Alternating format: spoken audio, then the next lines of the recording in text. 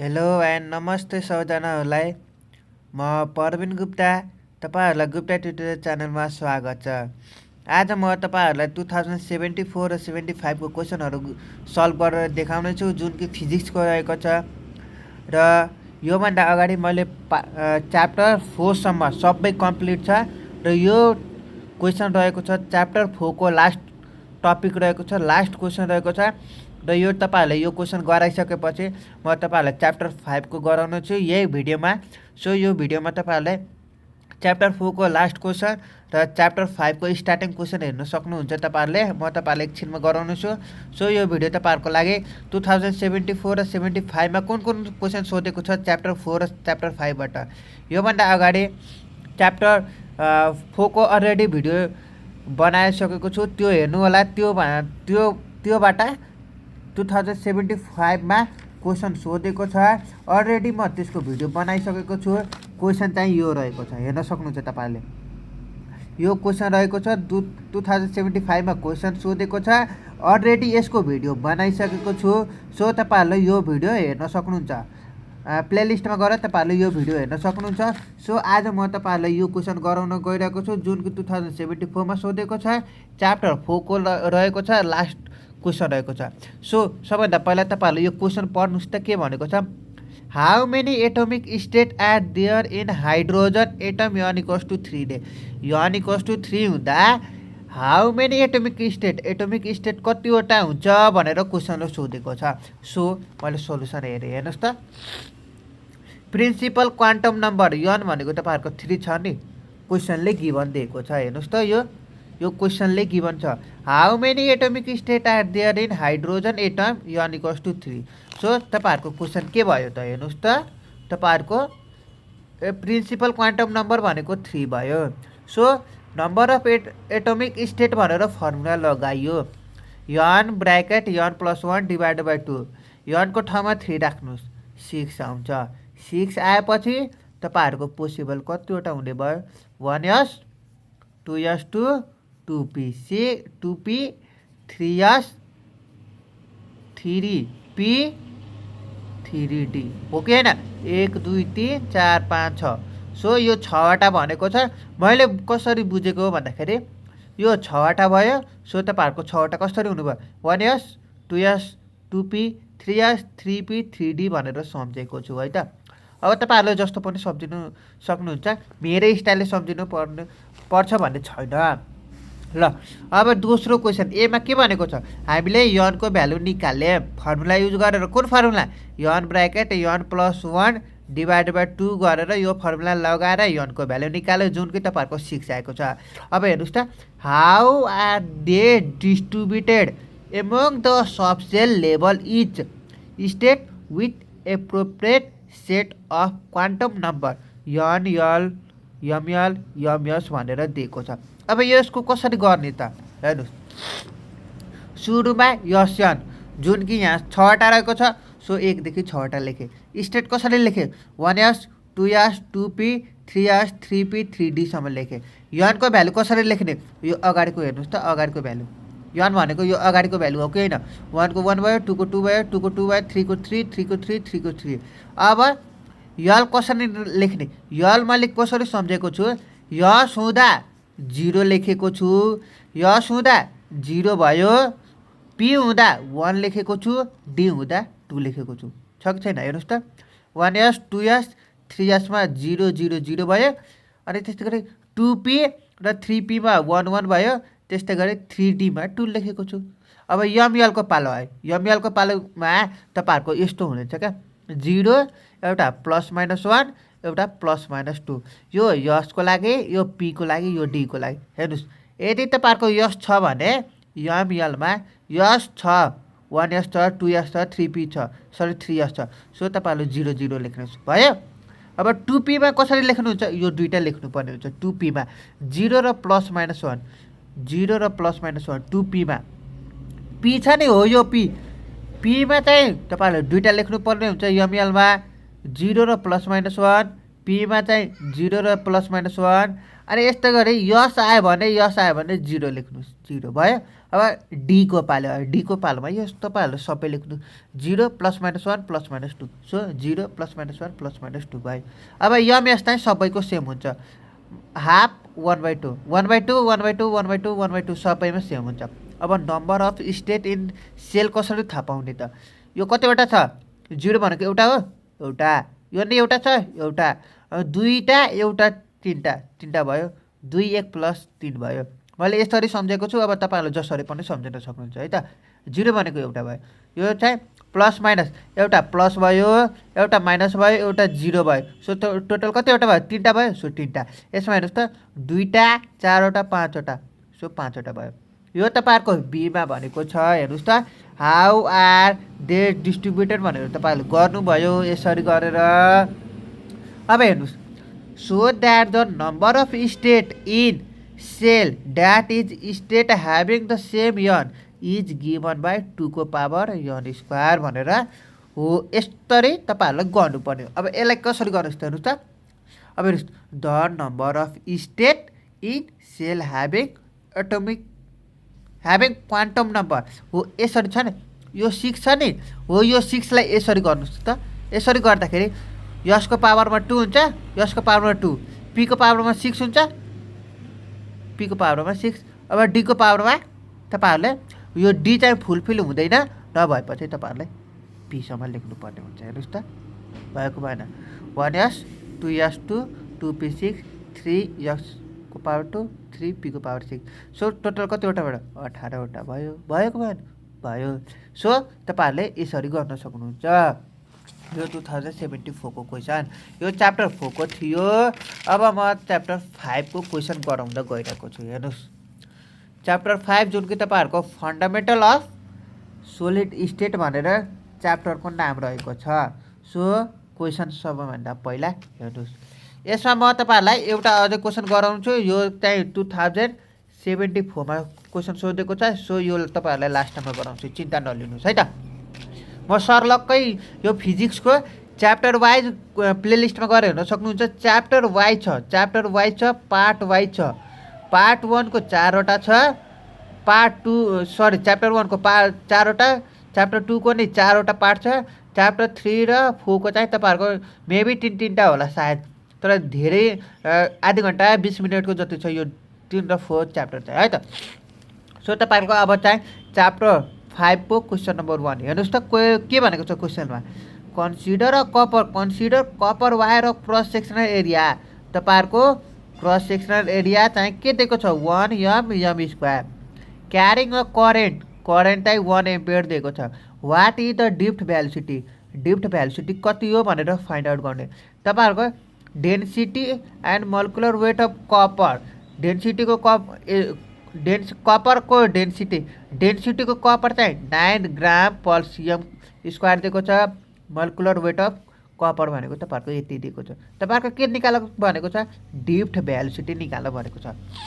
So मैले क्वेसनमा given लेखेँ cross sectional area 1 m square यसलाई चाहिँ तपाईँहरूले सिम्पली मिटर स्क्वायरमा लैजानुहोस् त इन्टु 10 को पावर -6 गर्नुहुन्छ भने केमा आउँछ मिटर स्क्वायर हुन्छ। 1 इन्टु 10 को पावर -6 मा गर्नुहुन्छ भने मिटर स्क्वायरमा जान्छ। करेन्ट तपाईँहरूको गिभन छ क्वेसनमै छ हेर्नुहोस् यहाँ। त्यस्तै गरी डेन्सिटी छ मोलिकुलर वेट छ डेन्सिटी भयो मोलिकुलर वेट भयो। ड्रिफ्ट भ्यालुसिटी हामीलाई निकाल्न भनेको छ।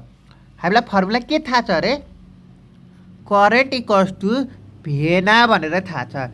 करेन्ट इक्वल्स टु यो आई भनेको हो के करेन्ट भनेको आई इक्वल्स टु भिडी भिइएनए भीलाई हामी ड्रिफ्ट भ्यालुसिटी मान्छ। अब हेर्नुहोस् त यो भिडी पनि छैन यो एन पनि छैन तर ई छ ए पनि छ आई पनि छ। ई भनेको तपाईँहरूको सिम्पलै यो हो के हेर्नुहोस् त तपाईँहरूले यदि तपाईँहरूको यो क्यालकुलेट छ भने हेर्नुहोस् त सिफ्ट हो यो ई थिच्नुहुन्छ भने तपाईँहरूको ईको भ्यालु आउँछ क्या सरी हेर्नुहोस् त सिफ्ट अल्फा प्लस ई थिच्नु हुन्छ भने यो ईको भ्यालु हुन्छ।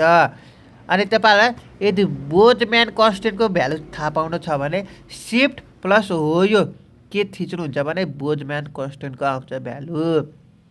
अब यदि एभोगेड्रो नम्बरको थिच्नु छ भने अल्फा प्लस ए थिच्नुहोस् है सरी भन्नु सिफ्ट भन्यो है अल्फा प्लस हो यो यनै थिच्नु त एभोगाड्रो नम्बरको आउँछ यो हेर्न सक्नुहुन्छ। तपाईँहरूको सर्टकटको लागि क्यालकुलेटर युज गर्न सक्नुहुन्छ है त।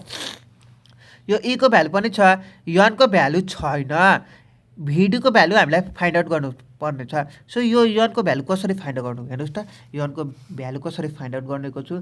The number of atom per unit volume is given by भनेर यन इक्वल्स टु यो रो इन्टु यम इन्टु एभोगाड्रो नम्बर।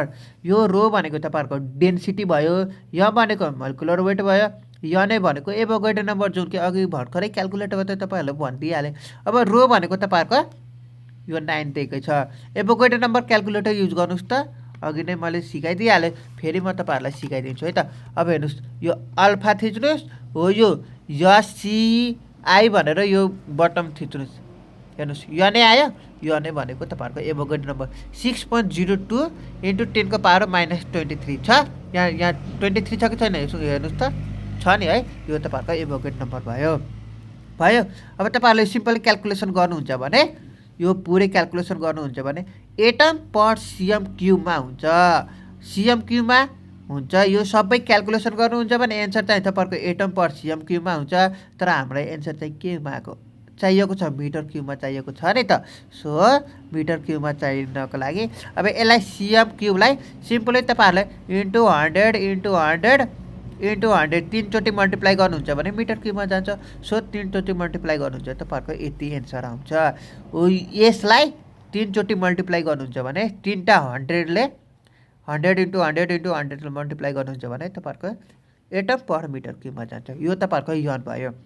अब यो यन आएपछि हो यो फर्मुला गरेर राखिदिनुहोस् न, भिडी त आइहाल्यो नि। हेर्नुहोस् त, आई इक्वल्स टु भेना भनेर यो भिडीको निकाल्नै पर्ने हो। भिडी भनेको के लेख्न पाएँ, आई डिभाइड बाई इएनए लेख्न पाइयो नि। अब आई भनेको तपाईँहरूको करेन्ट जुन कि तपाईँहरूको क्वेसनमा 1 दिएको छ, 1 डिभाइड बाई ई भनेको तपाईँहरूको क्यालकुलेटर युज गरेर ईको भ्यालु निकाल्नुहोस्, यदि थाहा छ भने ठिक छ। 1.6 इन्टु 10⁻⁻90 हो।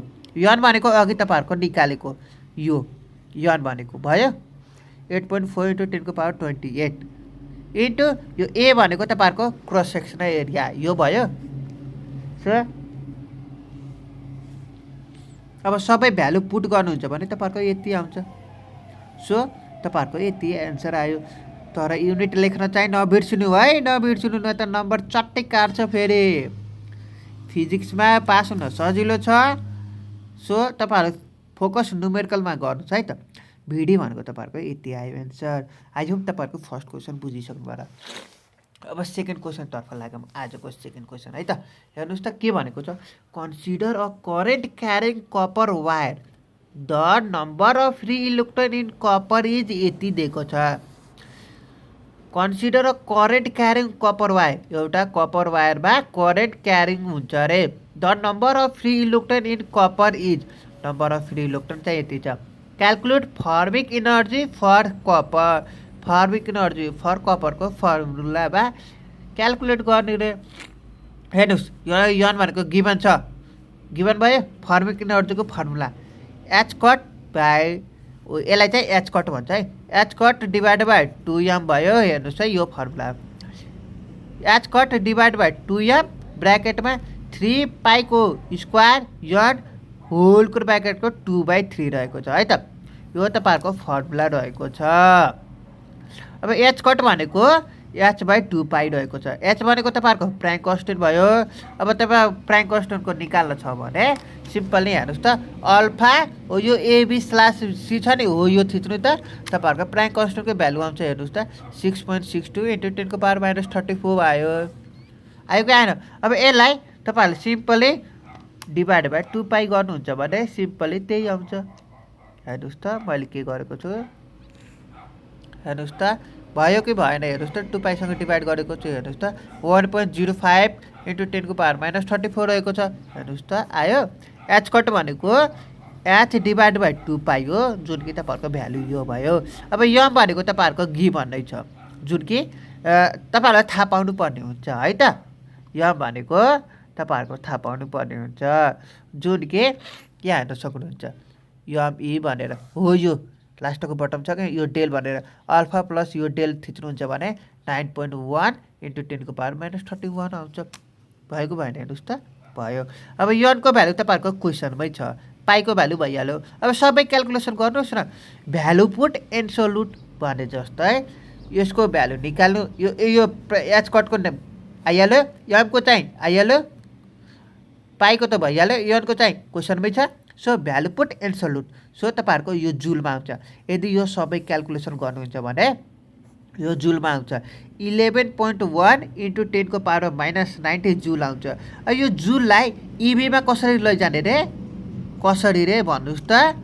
साबास, डिभाइडेड बाई ई भनेर गर्नुहुन्छ भने जुलमा जान्छ।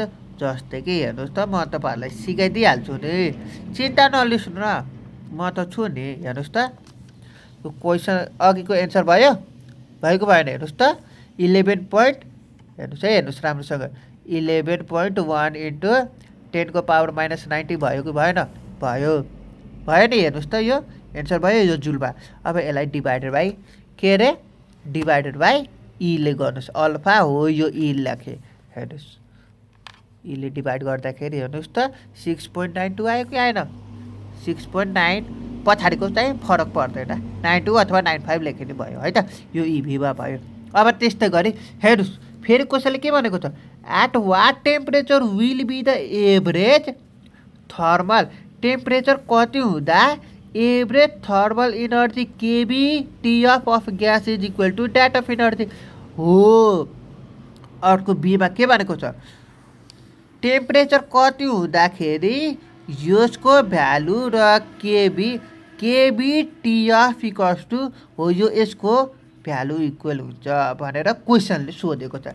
टेम्परेचर कति हुँदा हो, यसको टेम्परेचर हामीले निकाल्नु पर्ने हुन्छ। हेर्नुहोस् त, मैले के भनेको, यसको यो जति हामीले इनर्जी निकाल्यौँ नि हो, यसको क्या, यसको इनर्जी निकालेको भर्खरै एन्सर हो, यसको इक्वल्स टु केबी टिएफ हो, यो टिएफ भनेर टेम्परेचर निकाल्नु पर्ने हुन्छ। हेर्नुहोस् त, अब चाहिँ तपाईँहरूले यो इएफको ठाउँमा यो इभी नराख्नुहोस् है, यो जुलमा राख्नुहोस् है त। अब हेर्नुहोस् त, यो टिएफ निकाल्दाखेरि इएफ यो भनेको तपाईँको फर्मिक इनर्जी हो, डिभाइड बाई केबी भनेको अघि नै भने के अरे, बोल्ट्जम्यान कन्स्टेन्ट।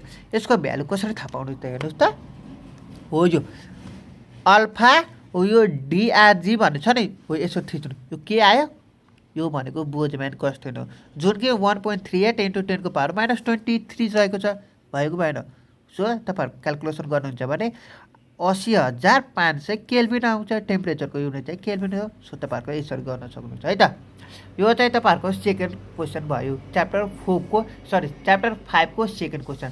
अब चाहिँ लास्ट वान, च्याप्टर 3 को आजको भिडियोको लागि लास्ट वान, जुन कि 2074 मा सोधेको छ है त। आजको last question, copper has face centred cube structure with 1 atom basis, the density of copper is यति रे र and its atomic weight is यति रे, what is the length of the unit cube of the structure भनेको।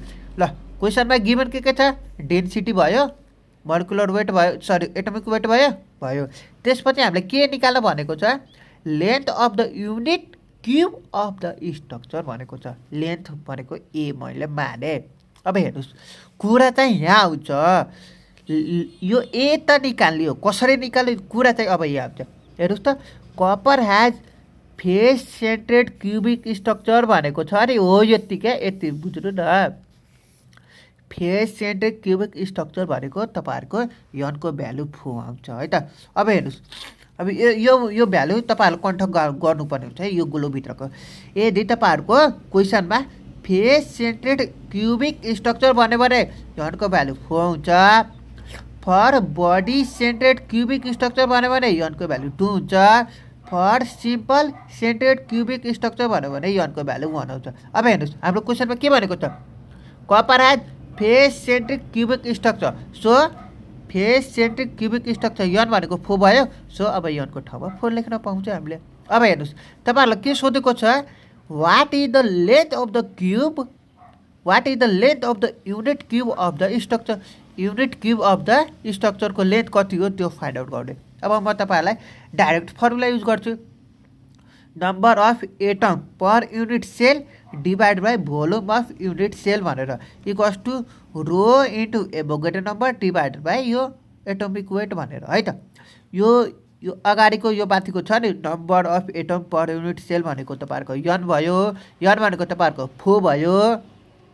अब यहाँ क्रसमा direct त गरेको छैन, सो तपाईँलाई यो यन भयो। भोल्युम अफ युनिट सेल भनेको भी भयो। यो रोको रो भयो Avogadro number into molecular weight, sorry atomic weight है त। यो भीको ठाउँमा एक क्युब लेख्न पाउँछु कि पाउँदैन हेर्नुहोस् त। What is the length of the unit cube of the structure भनेको छ, सो एक क्युब भयो। हो तपाईँहरूको हो यो एकको भ्यालु निकाल्ने हो क्या। अब एकको भ्यालु कसरी निकाल्ने, क्रस मल्टिप्लिकेसन गर्नुहोस् त। यो ए यता जान्छ, यनको ठाउँमा 4 लेखेँ, यमको ठाउँमा 63.5 लेखेँ, डिभाइड बाई रोको ठाउँमा 8.96 भयो इन्टु एभोगेटेड नम्बर भयो एक क्युबको। यो भएको भयो। अब क्यालकुलेसन गर्नुहोस् त। क्यालकुलेसन गर्नुहुन्छ भने a cube equals to 4.71 into 10 power -23 आउँछ। अब ए को भ्यालु गर्नुहुन्छ भने तपाईँहरूको हो यति आउँछ क्या। ए क्युब भनेको यति भ्यालु आयो। अब ए को गर्दाखेरि 3.61 इन्टु 10 पावर -8 सिएम आउँछ। सिएम आउँछ है त, सिएम। यो पुरै क्यालकुलेसन गर्नुहुन्छ भने यति सिएम आउँछ। अब यसलाई आर्मस्ट्रङमा लैजानुहोस्। आर्मस्ट्रङमा लैजाँदाखेरि तपाईँलाई थाहा नै होला, यो कति धेरै भिडियो हेरिसक्नु थाहा नै होला आर्मस्ट्रङमा कसरी लैजाने भनेर। सो तपाईँलाई 3.61 आर्मस्ट्रङ भयो। यति नै हो एन्सर। आई होप तपाईँहरूले आजको भिडियो बुझिसक्नुभयो होला। जुन कि 4वटा क्वेसन गरायो, जुन कि 2074 को नै गरायो, च्याप्टर 5बाट 4बाट नि गरायो। सो तपाईँहरूको लागि यति नै आजको भिडियो। आई होप तपाईँहरूले यो भिडियो राम्रो लागेको होला। यदि तपाईँहरूले मेरो च्यानलमा नयाँ हुनुहुन्छ भने सब्सक्राइब गर्नुभएको छैन भने सब्सक्राइब गर्नु होला, लाइक सेयर कमेन्ट गर्न नबिर्सिनु होला। So thank you guys watching this video. See you in the next video. Bye by.